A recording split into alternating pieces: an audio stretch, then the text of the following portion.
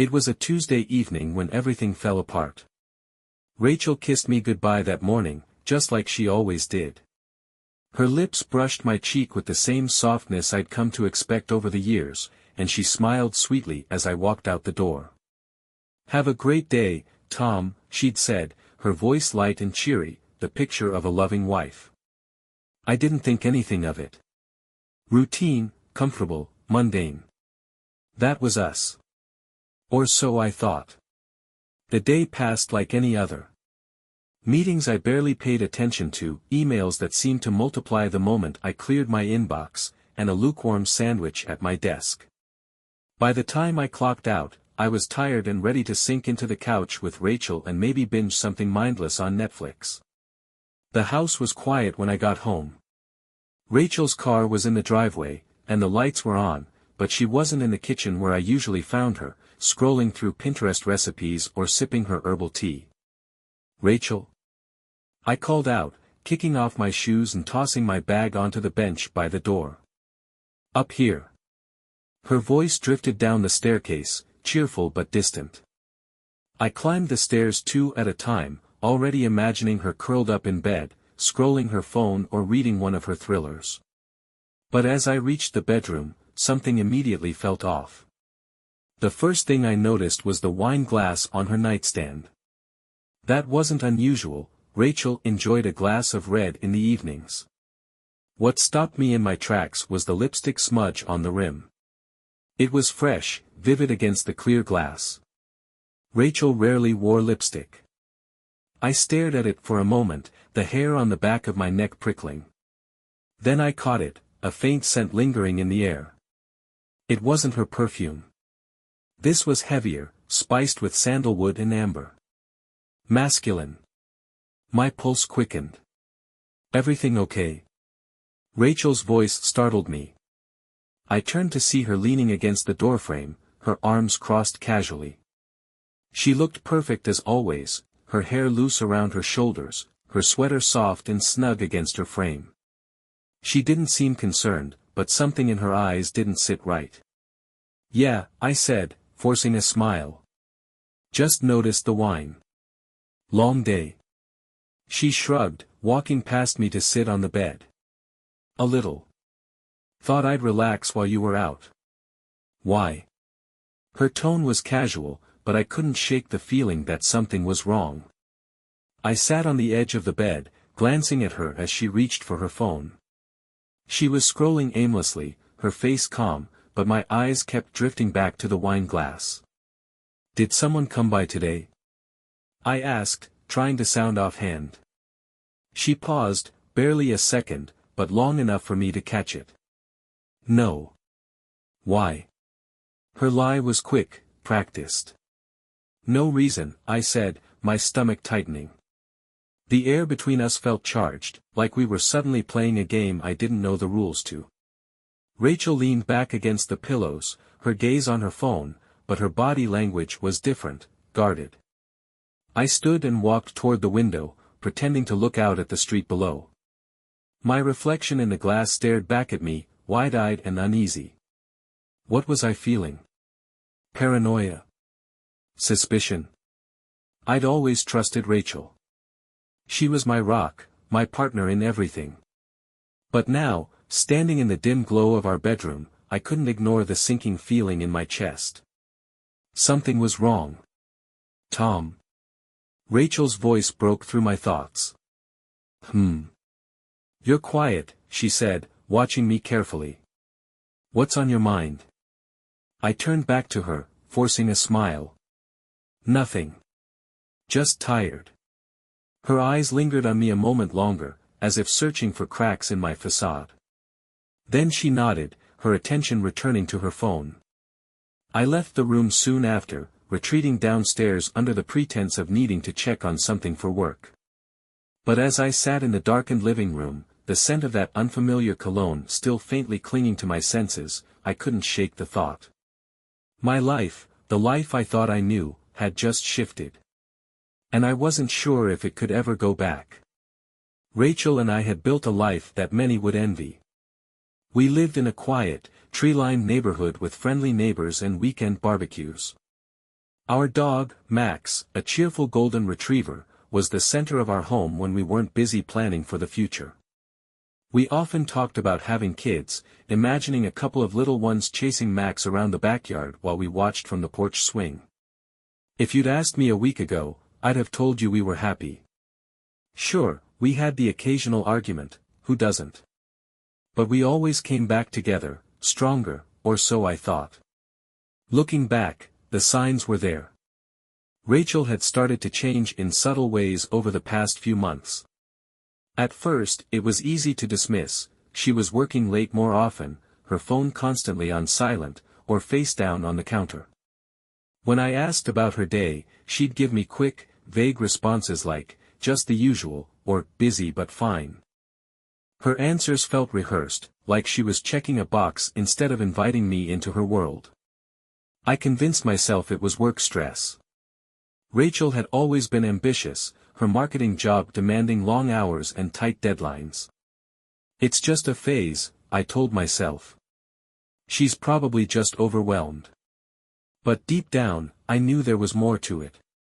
That night, after noticing the wine glass and the lingering scent of another man's cologne, I couldn't let it go. My mind wouldn't rest, replaying every strange moment, every odd shift in her behavior. When Rachel fell asleep, her breath slow and even beside me, I stared at her phone on the nightstand. My chest tightened as I wrestled with the decision. I'd never invaded her privacy before, and the thought of doing so felt wrong. But the unease gnawed at me, relentless. I reached for her phone with shaking hands, my heart pounding so loud I was sure it would wake her. The screen lit up. Her passcode was the same as always, our anniversary date. A small part of me hoped I'd find nothing, that I'd feel ridiculous for doubting her. But as I scrolled through her messages, my heart sank. There was nothing there. No suspicious texts, no flirtatious chats, nothing at all. Her inbox was spotless, almost unnaturally so. Rachel wasn't the type to clear her messages, and yet every thread was gone. It felt like a deliberate effort to hide something. My stomach churned as I switched to her call log. Most of the numbers were familiar, her best friend, her mom, a few work contacts. But then I saw it, a number I didn't recognize. She'd spoken to this number earlier that evening for nearly an hour. My palms grew damp as I stared at it. It could have been anyone, a client, a coworker, a friend she hadn't mentioned. But something about it felt wrong. I copied the number into my phone and Googled it, my breath hitching when the results appeared. The name Mark stared back at me, along with a business profile that didn't tell me much, a local realtor, a bachelor judging by his social media, and someone I'd never heard Rachel mention before. Why was she talking to him? The room felt colder as I sat there, staring at the screen. I wanted to shake her awake and demand answers, but I held back. I needed more information before confronting her. Accusing her without proof would only make things worse. The next morning, Rachel acted as if nothing was wrong. She kissed me goodbye and smiled like she always did, her demeanor warm and unassuming. But now, I couldn't look at her the same way. I started to notice everything, how she kept her phone closer than usual, how she stepped into another room to answer certain calls, and how her laughter seemed forced when we sat together in the evenings. She'd scroll through Instagram, showing me random memes or posts from her friends, but I could tell her heart wasn't in it. That weekend, I told her I had to work late, a lie to buy myself time. Instead, I parked outside her office an hour before she finished. I felt like a stalker, ashamed and anxious, but I couldn't stop myself. At 6:15, Rachel walked out of the building, her heels clicking against the pavement. My breath caught when I saw her meet a man by the curb. He was tall, well-dressed, and confident. Mark. They spoke for a moment before he opened the door to his sleek black car, letting her in. They were both laughing as they drove off. I followed them, my grip tightening on the steering wheel as I tried to keep a safe distance. My mind raced with possibilities, excuses I wanted to believe but couldn't. They pulled up to a restaurant downtown, one Rachel and I used to go to for date nights. I parked across the street and watched as they stepped inside, his hand resting on her lower back like he had every right to touch her. The betrayal hit me like a punch to the gut. I sat there for over an hour, staring at the restaurant's glowing sign. Part of me wanted to barge in, to confront them right then and there, but I knew I couldn't. Not yet. When they finally left, I followed again. This time, they went to a boutique hotel a few blocks away. I watched as they disappeared inside, their laughter echoing in my ears like a cruel taunt. I sat in my car, numb, staring at the building. The realization that my wife was cheating on me settled heavily on my chest, suffocating. The life we'd built, the plans we'd made, it all felt like a lie. I couldn't go home. Not yet.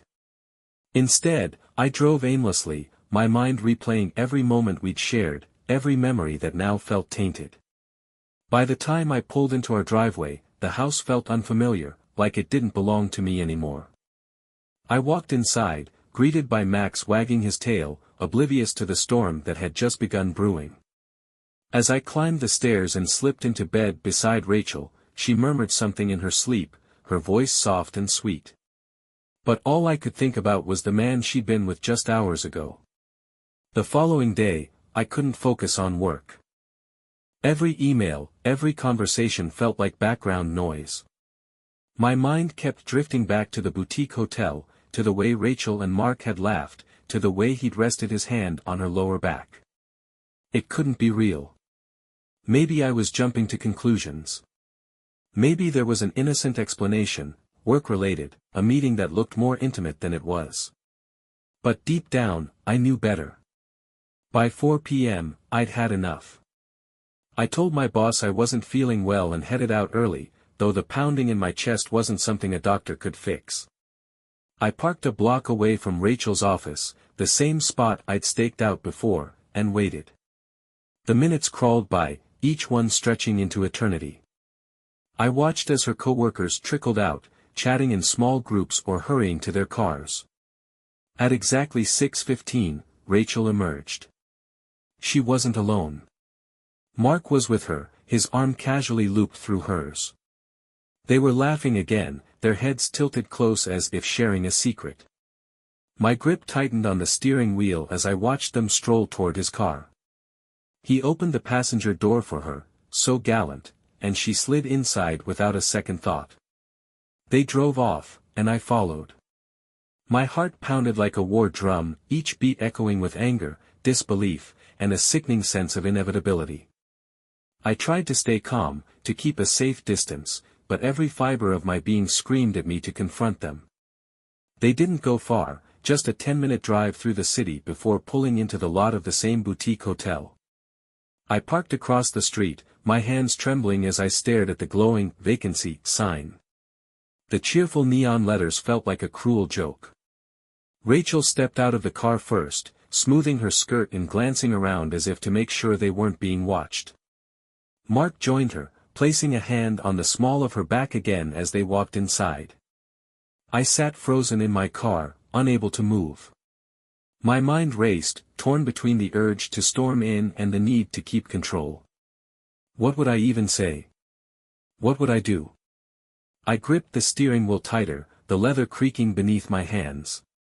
The weight of their betrayal pressed down on me, suffocating. This wasn't just a misunderstanding. She was here with him, choosing him, lying to me. Minutes passed. Then an hour. I watched as other couples walked in and out of the hotel, oblivious to the storm brewing inside me. Every second felt like a lifetime, each one fueling the fire in my chest. Finally, I couldn't sit there any longer. I stepped out of my car, slamming the door harder than I meant to, and marched across the street. The hotel lobby was quiet, almost serene. The receptionist glanced up as I walked in, offering a polite smile that I ignored. My eyes scanned the room, looking for any sign of Rachel or Mark, but they were already gone. My fists clenched at my sides as I approached the desk. "I'm looking for a guest," I said, my voice steady despite the storm raging inside me. The receptionist hesitated, her professional smile faltering. "I'm sorry, sir. We can't give out guest information." I took a deep breath, forcing myself to remain calm. "I'm not asking for details. I just need to know if my wife is here." "Rachel." Her expression softened slightly, sympathy flickering in her eyes. "I'm sorry," she repeated. "I can't help you." I turned and walked out, my jaw clenched so tightly it ached. The polite refusal was expected, but it didn't make it any less infuriating. Back in my car, I stared at the hotel, my mind racing. Confronting them here would be messy, emotional, and pointless. I needed to think, to plan. Rachel's betrayal wasn't just a moment of weakness, it was deliberate, calculated. And I wouldn't let her walk away from it unscathed. When I got home that night, the house was quiet. Max greeted me at the door, wagging his tail, oblivious to the chaos in my mind. Rachel wasn't home yet. I paced the living room, my thoughts spiraling. How long had this been going on? Was it just Mark, or had there been others? Every memory of our marriage felt tainted, twisted by the possibility of her lies. By the time Rachel walked through the door, it was nearly 9 p.m. She greeted me with her usual smile, setting her bag down and kicking off her heels. "Hey," she said, her tone light. "How was your day?" I stared at her, my heart hammering in my chest. Her casual demeanor, her practiced ease, it all felt like a slap in the face. "Fine," I said, forcing my voice to stay even. "Yours?" "Busy," she replied, grabbing a glass of water from the kitchen. "We had a late meeting, so I just grabbed a quick bite with some coworkers." The lie slipped out so effortlessly, so smoothly, that for a moment I almost believed her. Almost. I nodded, swallowing the bitter taste in my mouth. "Sounds productive." She smiled, oblivious to the storm brewing just beneath the surface. As she headed upstairs to change, I stayed in the living room, staring at the empty wine glass she'd left on the counter. This wasn't just a rough patch. This was something else entirely. And tomorrow, I'd make sure she knew I wasn't the fool she thought I was. I didn't confront Rachel that night. As much as I wanted to demand answers, I knew I couldn't walk into a battle unarmed.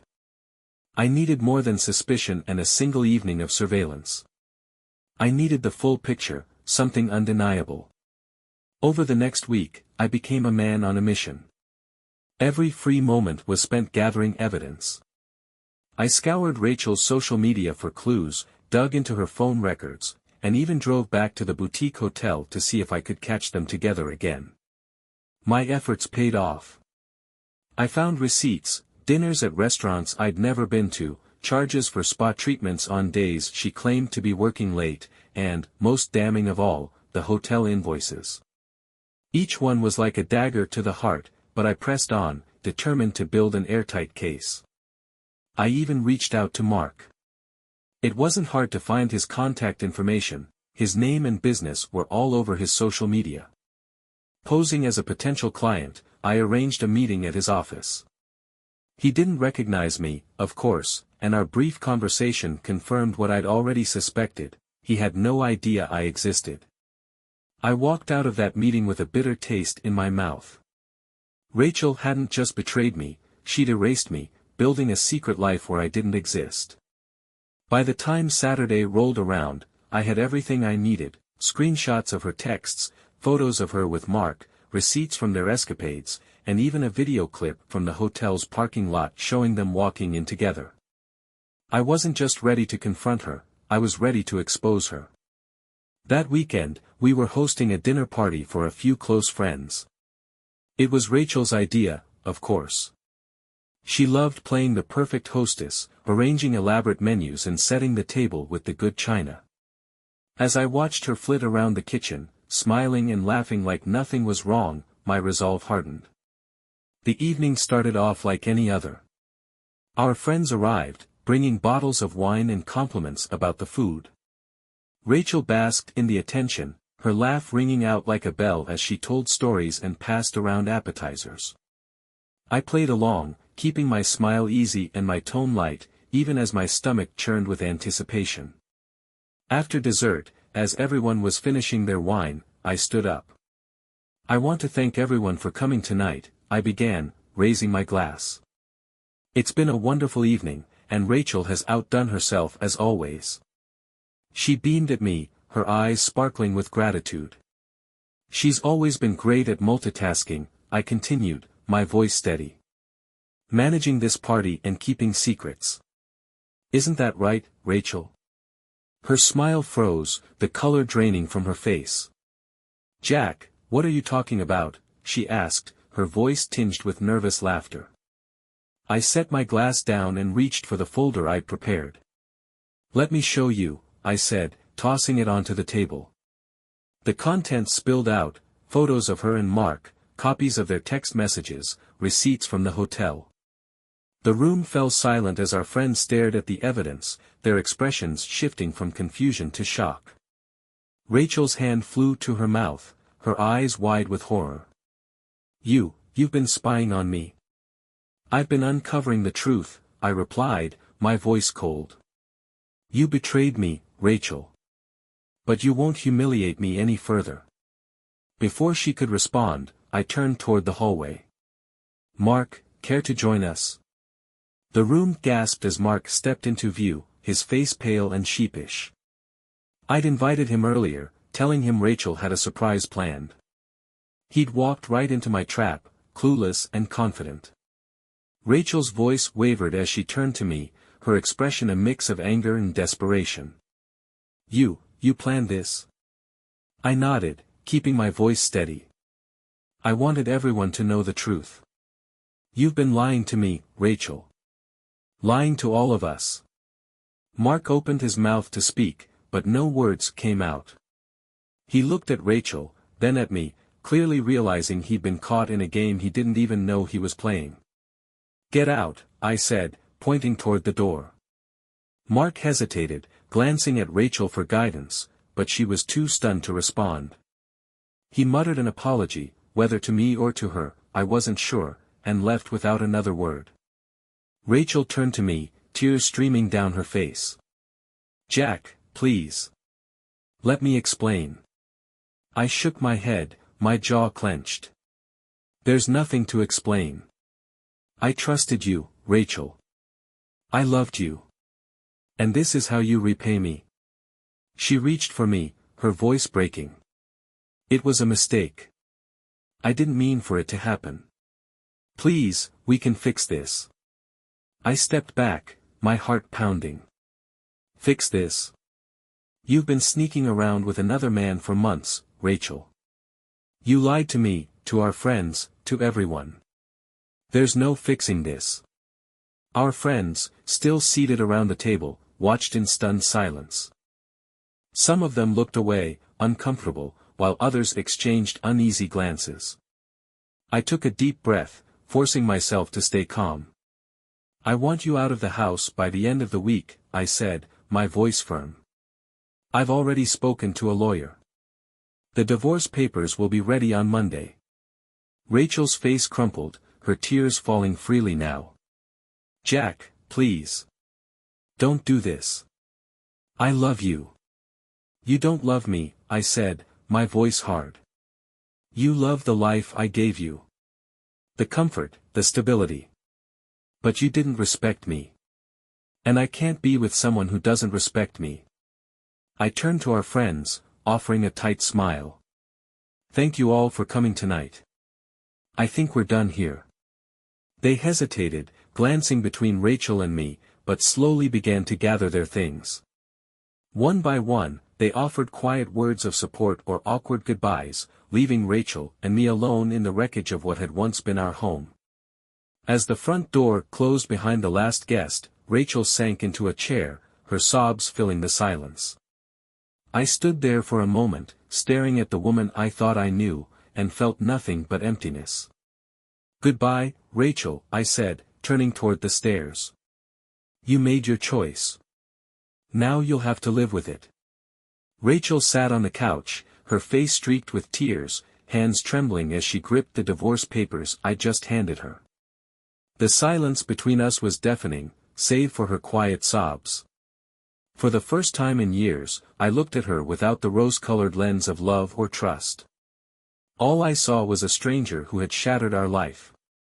You have a week to pack, I said, my voice devoid of emotion.